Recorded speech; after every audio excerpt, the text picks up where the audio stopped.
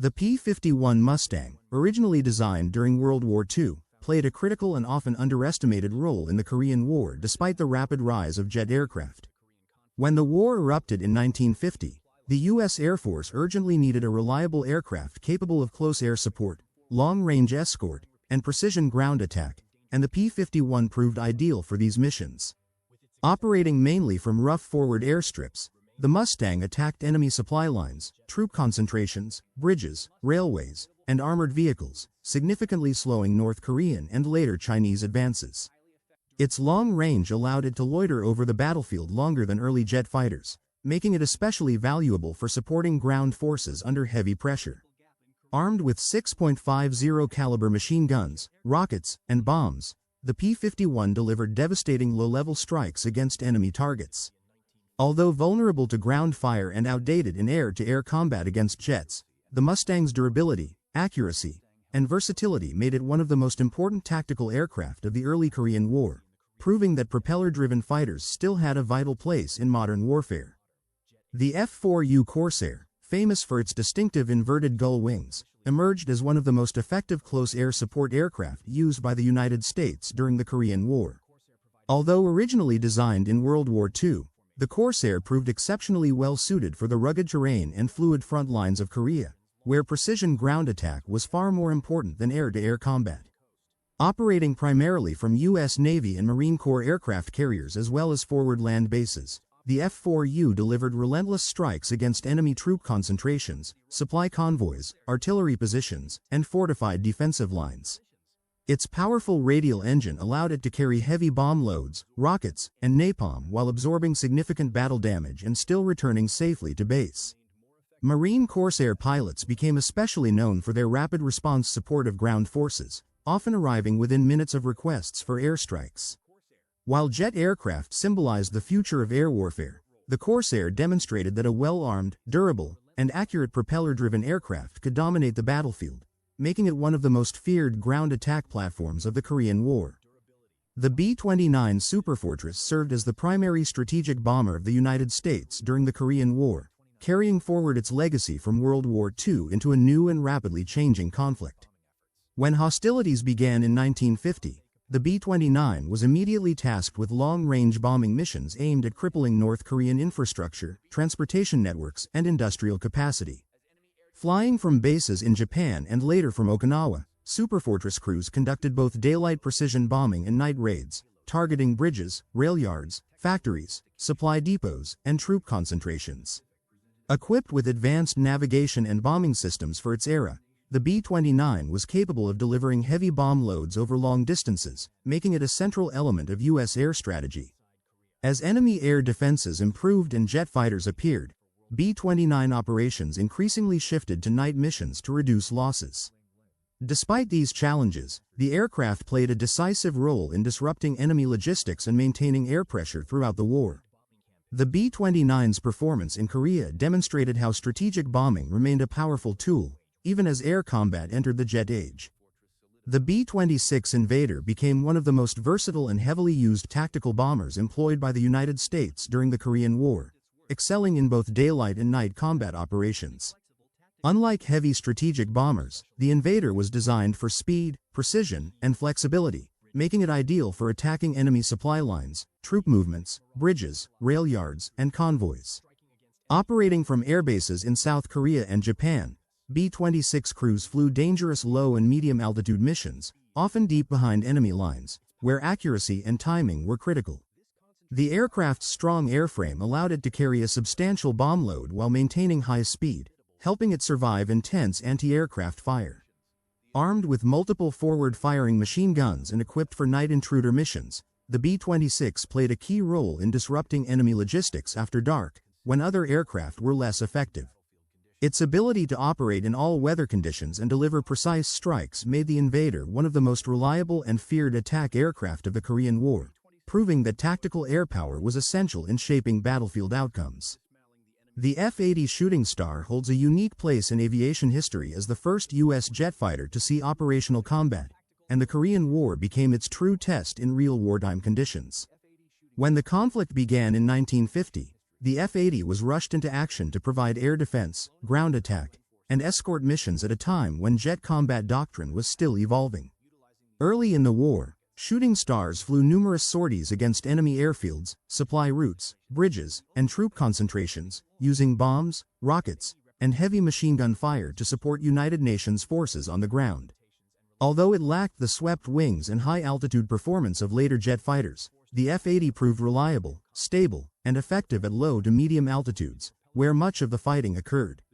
Its deployment marked a historic transition from propeller-driven aircraft to jet-powered warfare, fundamentally changing air combat dynamics. As faster enemy jets began to appear, the F-80 gradually shifted toward ground attack roles, where its durability and precision remained valuable. The Shooting Star's service in Korea demonstrated both the promise and the limitations of early jet technology, laying the foundation for more advanced fighters that soon followed. The F-84 Thunderjet became one of the most important U.S. jet fighter bombers of the Korean War, representing a major step forward in the evolution of jet-powered ground attack aircraft. Entering combat in 1950, the Thunderjet was designed not primarily for air-to-air combat, but for delivering heavy ordnance against enemy ground targets with speed and precision. Equipped with swept fuel tanks, bombs, rockets, and napalm, the F-84 conducted thousands of sorties against bridges, railways, supply convoys, airfields, and troop concentrations across North Korea. Although early versions struggled with range and runway requirements, improvements and forward basing allowed the aircraft to operate effectively throughout the conflict. Its straight-wing design limited high-altitude dogfighting performance, but at low and medium altitudes the Thunderjet proved stable, durable, and accurate. The F-84 absorbed significant battle damage and often returned safely, reinforcing its reputation as a rugged strike aircraft. As one of the first jet aircraft to fully embrace the fighter-bomber role, the Thunderjet demonstrated how jets could replace propeller aircraft in sustained ground attack operations, shaping future U.S. tactical air doctrine. The F-86 Sabre became the most iconic U.S. jet fighter of the Korean War and a symbol of the jet age's arrival in air-to-air combat. Entering the conflict in late 1950, the Sabre was specifically deployed to counter high-performance enemy jet fighters and to regain control of the skies over northwestern Korea, an area that soon became known as MiG Alley. Featuring swept wings, a powerful turbojet engine, and advanced flight controls, the F-86 offered superior speed, maneuverability, and stability at high altitudes. Armed with 6.50 caliber machine guns and supported by radar-guided gun sights, Sabre pilots engaged in intense dogfights that defined modern aerial warfare. While the aircraft was primarily designed for air superiority, it also performed limited ground attack and escort missions when required. The F-86's success depended not only on technology but also on pilot training, tactics, and coordination, which allowed U.S. forces to challenge enemy air power effectively. The Sabre's performance in Korea established air superiority as a decisive factor in modern conflict and influenced jet fighter design for decades to come.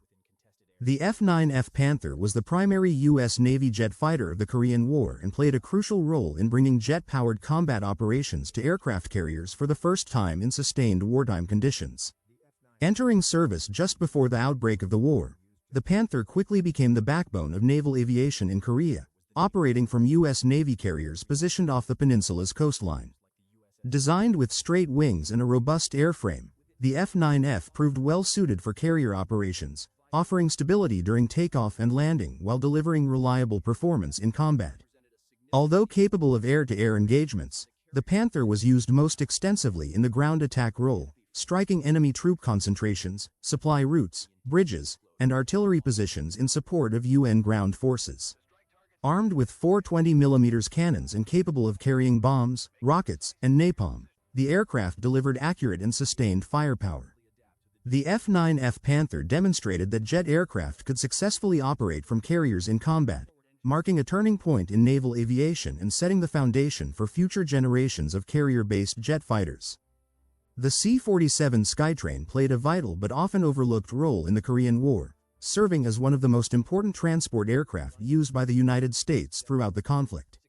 While jet fighters and bombers dominated headlines, the C-47 quietly ensured that the war could continue by keeping troops, supplies, and equipment moving under extremely difficult conditions.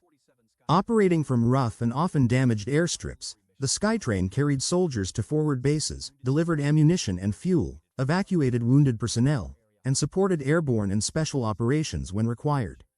Its rugged construction, short takeoff and landing capability, and mechanical reliability made it especially valuable in Korea's mountainous terrain and harsh weather. The aircraft frequently flew unarmed missions into contested areas, relying on speed, altitude, and pilot skill rather than firepower for survival. Adapted from its World War II service, the C-47 proved that logistics and mobility were just as decisive as combat power. By sustaining frontline forces and enabling rapid response across the peninsula, the Skytrain became a backbone of U.S. air operations, demonstrating that air transport was an essential element of modern warfare. The C-119 Flying Boxcar became one of the most important heavy transport aircraft used by the United States during the Korean War, filling a critical gap between frontline operations and large-scale logistical support. Designed specifically for cargo and troop transport, the C-119 featured a distinctive twin-boom tail and rear loading capability that allowed it to carry bulky equipment, vehicles, artillery, ammunition, and large numbers of troops directly into forward areas. Throughout the war, flying boxcars operated continuously from bases in Japan and South Korea, delivering supplies to isolated units and evacuating wounded personnel under difficult weather and terrain conditions. One of its most notable contributions was its role in airdrop operations, including the delivery of supplies to surrounded UN forces when ground routes were cut off. The aircraft's power and cargo capacity made it indispensable during emergencies, such as rapid redeployments and large-scale resupply missions. Although slow and unarmed, the C-119 proved that airlift capability could determine whether ground forces held or lost territory. Its service in Korea firmly established air transport as a decisive factor in modern warfare. The C-119 Flying Boxcar made a decisive contribution to logistics, resupply, and mobility during the Korean War.